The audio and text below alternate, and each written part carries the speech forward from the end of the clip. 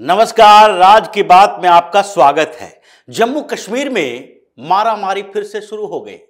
Power का struggle चल रहा है कि किसके हाथों में कौन सी ताकत होगी। अब फारूक अब्दुल्ला भी मैदान में उतर चुके हैं उमर अब्दुल्ला को बचाने के लिए, और साथ ही अपने सहयोगी पार्टियों को भी आगे बढ़ाया है। जैसे सीपीएम के विधायक तरीगामी ने भी ऐसी बात कही है जो सीधे एलजी और सीएम के बीच के टकराव को दिखाता है, क्योंकि अभी शपथ ग्रहण समारोह की तैयारी चल रही है और इस बीच एलजी एक एक कानून को नोटिफाइड कर रहे हैं जिस पर इन लोगों ने कब्जे की तैयारी शुरू की थी। यानी जब उमर अब्दुल्ला ने अपने पहले इंटरव्यू में, जीत के बाद की बात है, कहा था कि देखिए यहां पर जो एसपी डीएम यानी कि पुलिस सर्विसेज और एडमिनिस्ट्रेटिव सर्विसेज, ये दोनों के अधिकारी जो हैं वो हमारे कंट्रोल में होने चाहिए। इन अधिकारियों पर हमारे मंत्रियों का अधिकार होना चाहिए, हमारा अधिकार होना चाहिए, और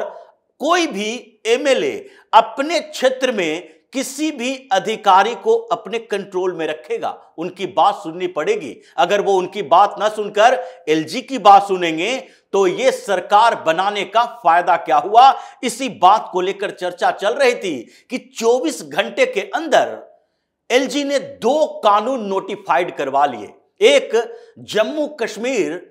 पब्लिक सर्विस कमीशन के तहत जो अधिकारियों की नियुक्ति होगी उसे नोटिफाइड कर दिया गया है, यानी कि अभी यूनियन टेरिटरी में किस तरीके से अधिकारियों की नियुक्ति होगी वो बता दिया गया कि सर्विस सिलेक्शन बोर्ड के थ्रू होगी, और उस पर अधिकार किसका होगा? अधिकार एलजी का होगा। जैसे दिल्ली में एलजी के हाथों में सिविल सर्विसेज अधिकारी और एलजी के ऊपर अगर केंद्रीय गृह मंत्रालय के हाथों में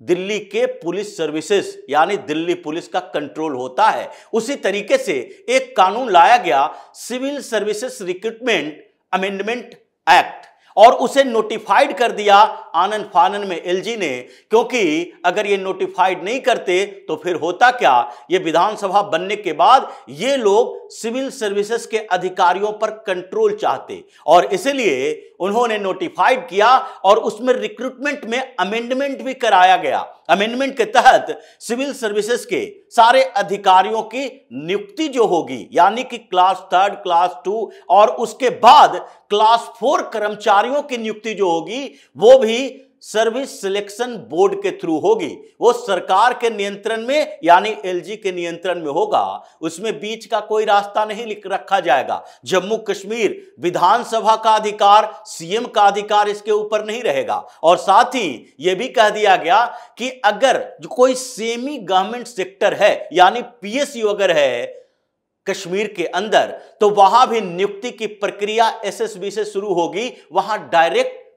अपॉइंटमेंट नहीं किया जाएगा। और साथ ही पुलिस सर्विसेज एक्ट को भी नोटिफाई किया गया, यानी कि जम्मू कश्मीर पुलिस सर्विसेज जो है वो एलजी के नियंत्रण में होगा, ये चीफ मिनिस्टर के नियंत्रण में नहीं होगा। और इन दोनों अमेंडमेंट से परेशानी होने लगी और फारूक अब्दुल्ला ने अचानक से बयान देना शुरू कर दिया, जबकि उमर अब्दुल्ला मुख्यमंत्री बनने वाले हैं। लेकिन फारूक अब्दुल्ला अनुभवी हैं, उनको लग रहा है कि अभी जो परिवर्तन किए जा रहे हैं उस परिवर्तन से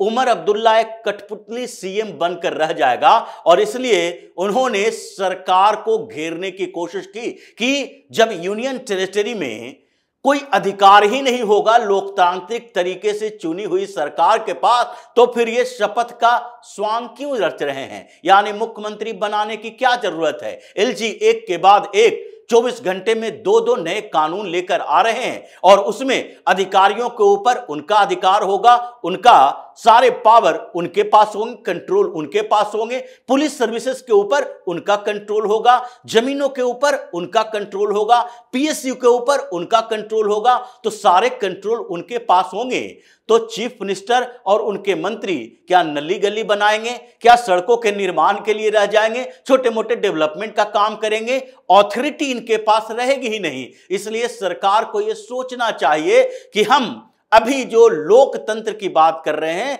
तो लोकतांत्रिक तरीके से चुनी हुई सरकार जो है उसी को आधार बनाया जाए। और दूसरी बात अचानक से हुआ, क्योंकि जम्मू कश्मीर के जो चुनाव प्रभारी भारतीय जनता पार्टी के रहे राम माधव, उन्होंने भी एक बड़ी बात कह दी और उन्होंने कहा कि जो पूर्ण राज्य की बात ये लोग कर रहे हैं, पूर्ण राज्य का दर्जा विधानसभा से उठकर नहीं आएगा, ये कैबिनेट जम्मू कश्मीर का तय नहीं करेगा, इसके लिए तो पार्लियामेंट जाने की जरूरत पड़ेगी, ये दिल्ली में बैठकर तय होगा कि पूर्ण राज्य का दर्जा कब दिया जाए। उन्होंने ये नहीं कहा कि पूर्ण राज्य का दर्जा जम्मू कश्मीर को नहीं दिया जाएगा, लेकिन एक बड़ी बात कह दी कि यह तय पीएम मोदी और केंद्रीय गृह मंत्री अमित शाह करेंगे, दोनों के पास रिपोर्ट आएगी। और उन्होंने यह भी बात कहा कि दोनों ने यह बात कही है हमेशा, चुनाव के समय भी और उससे पहले भी, जब इन लोगों ने डिमांड की थी तो भी, कि हम जम्मू कश्मीर को पूर्ण राज्य का दर्जा देंगे।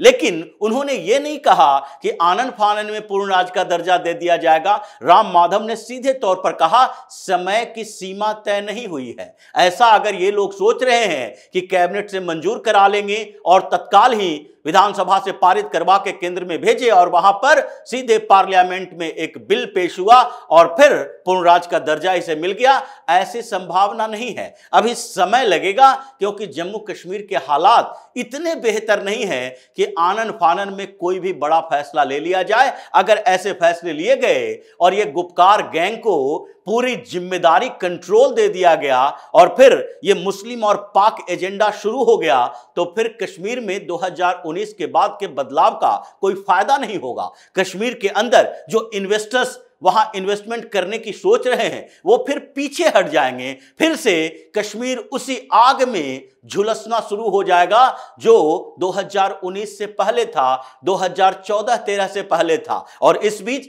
ऐसा ही किया गया, क्योंकि जो पिछली बार महबूबा मुफ्ती और भारतीय जनता पार्टी की सरकार बनी थी, भारतीय जनता पार्टी ने जब समर्थन वापस लिया था, उसके बाद जम्मू कश्मीर में राष्ट्रपति शासन लागू हो गया था। और अब जबकि 2019 के बाद भी यूनियन टेरिटरी बना तो राष्ट्रपति शासन ही रहा, क्योंकि लेफ्टिनेंट गवर्नर राष्ट्रपति के निर्देश पर काम कर रहे थे। अब राष्ट्रपति शासन खत्म हो चुका है जम्मू कश्मीर में, यूटी का अधिकार एलजी के पास चला गया है, सरकार बनाने की कवायद शुरू हुई है। लेकिन जितने परिवर्तन किए गए हैं, 2 नए कानून लाए गए हैं और कुछ कानून लाइन में लगे हुए हैं, तो ऐसे में फारूक अब्दुल्ला परेशान है, उमर अब्दुल्ला परेशान है, गुपकार गैंग के लोग एक दूसरे से बातचीत कर रहे हैं और राशिद इंजीनियर इस खेल में शामिल होकर एलजी से मुलाकात कर रहा है कि हम सब क्रेडिट लेने के लिए तैयार हैं। लेकिन फिर भी ये उमर अब्दुल्ला के एजेंडे पर जम्मू कश्मीर को नहीं चलने देना चाहिए।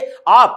कम से कम ये स्थितियां पैदा कीजिए कि फिर से ये नेशनल कॉन्फ्रेंस का वर्चस्व ना हो, किसी परिवारवादी पार्टी का जम्मू कश्मीर पर कब्जा ना हो और ये दोनों मिलजुल कर जम्मू कश्मीर को लूटते न रहे। ये स्थितियां जम्मू कश्मीर की पार्टियों के अंदर भी चल रही है और उमर अब्दुल्ला इन्हीं कंफ्यूजन में जूझ रहे हैं। बाप बेटे दोनों परेशान इस बात के लिए हैं कि सत्ता तो मिलनी तय है, लेकिन सत्ता की सीमा क्या होगी ये अभी तक निर्धारित नहीं हुआ। ये निर्धारित होते होते समय लग जाएगा, हो सकता है 5 साल गुजर जाए और हम ऐसे ही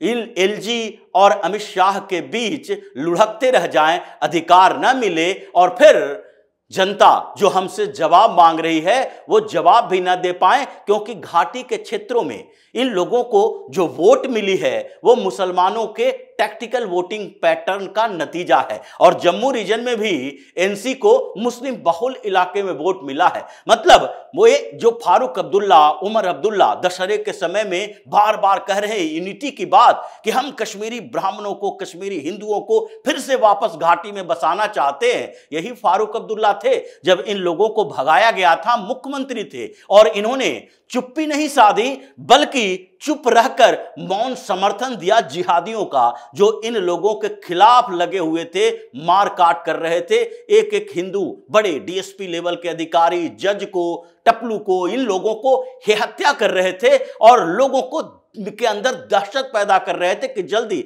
घाटी का क्षेत्र छोड़ दो। यही फारूक अब्दुल्ला थे और आज ये हाथ जोड़कर कह रहे हैं कि चलो भाई फिर से कश्मीर की घाटी में हिंदुओं को बसाएं ताकि बैलेंस हो, संतुलन हो, हमारे ऊपर जो पहले से आरोप लगते रहे हैं उन आरोपों से मुक्ति मिले। ये आरोपों से मुक्ति नहीं मिलेगा। आपने जो गलतियां की है उसकी सजा इसी समय मिलेगा। आप दोनों बाप बेटे को मिलेगा। सरेंडर मोड में तो दोनों बाप बेटे हैं, सोच रहे हैं किसी तरीके से भारतीय जनता पार्टी के इर्द गिर्द हम चले जाएं, एनडीए के आसपास चले जाएं, न्यूट्रल रहने की कोशिश करें, जैसे नवीन पटनायक किया करते थे, जैसे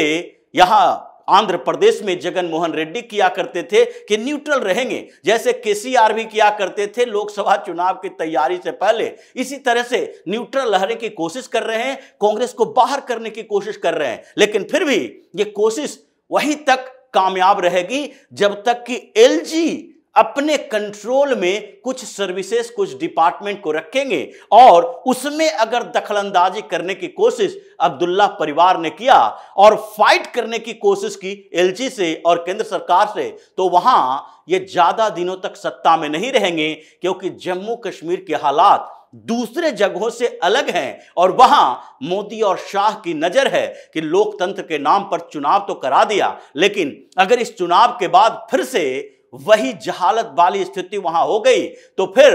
कोई फायदा 2019 में के परिवर्तन से नहीं होगा। इसलिए इसको आगे बढ़ाना है, पाकिस्तान के एजेंडे को नाकाम करना है, और तब होगा जबकि इन लोगों का यानी गुपकार गैंग को कंट्रोल में रखे, और यही छटपटाहट की मुख्य वजह दिखाई पड़ रही है। तो इसी तरह की खबरों के साथ फिर से हाजिर होंगे, तब तक के लिए बने रहिए हमारे साथ और देते रहिए हमें सहयोग, ताकि इसी तरह की खबर हम आपके लाते रहें। धन्यवाद।